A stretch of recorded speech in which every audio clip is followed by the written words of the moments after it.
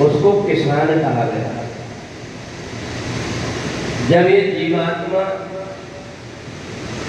84 लाख जन्मों में भटकता है तो इसके आंसुओं को देख करके भगवान को दया आ जाती है और कहते हैं कि एक काम करो, तुम्हें मैं मनुष्य शरीर दे रहा हूं, इस शरीर को प्राप्त करके तुम अच्छे कर्म कर लो तो तुम्हारा आगे का भविष्य सुधर जाएगा। ये जीवात्मा पर भगवान विश्वास नहीं करते, इसलिए पेट में उल्टा लटका करके रखते हैं और बार बार पूछते हैं कि जब तुम जन्म लेके संसार में जाओगे तो क्या करोगे। तो ये जीवात्मा कहता है आप प्रभु कृपा करो एक भांति सब तज भजन करो दिन रात, चाहे दुनिया के सब काम छूट जाए पर मैं आपकी भक्ति भजन पूजन ये नहीं छोड़ूंगी। ये भगवान को उल्टा लटका हुआ ये जीवात्मा पेट में बोलता है और जैसे ही जन्म लेकर के आता है, पहले पहले अपन कहते हैं कि बालक भगवान का रूप होता है। जो बालक है वो बालक परमात्मा के ध्यान में मग्न रहता है। भगवान कहते हैं याद है ना, बोलता है याद है। फिर कई बार नींद में हंसने लगता है, भगवान उससे पूछते हैं याद है, विश्वास कर लो। वो कहते हैं, जीवात्मा कहता आप विश्वास करो। थोड़े दिन के बाद जब वो बड़ा हुआ, हम उसको बताते हैं तेरे पापा, ये तेरी मम्मी, ये खाना है, ये दाल है, भात है, सब बता देते हैं और धीरे धीरे वो परमात्मा को भूल करके और संसार के लोगों से अपना नाता बनाएगा।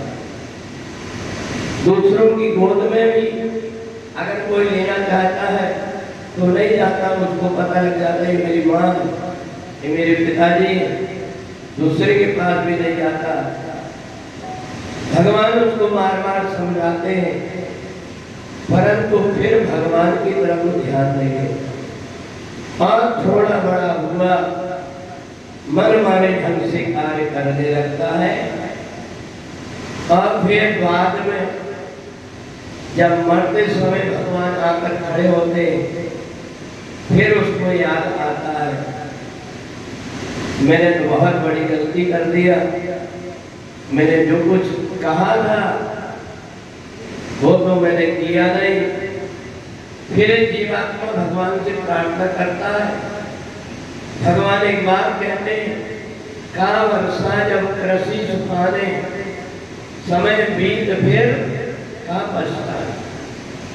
अब ना तो तू बैठ सकता है न सुन सकता है, अब तो तेरा समय दूसरा आ गया, अब तेरे को जाना पड़ेगा। जो तूने कर्म किया है इसका फल अब तेरे को भोगना पड़ेगा।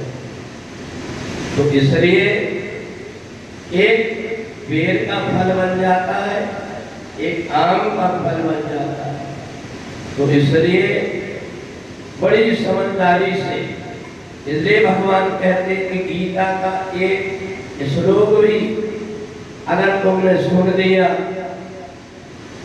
तो जब मृत्यु का समय आता है अपने आप भगवान श्री कृष्ण की बांसुरी बजने लगती है और कान में आवाज आई और सब तरफ से मन हटा करके वो जीवात्मा भगवान के स्वरूप में लीन हो जाता है। इसलिए जो रोज गीता का नित्य पाठ करता है उस व्यक्ति का जीवन सार्थक हो जाता है। बोलिए सच्चिदानंद भगवान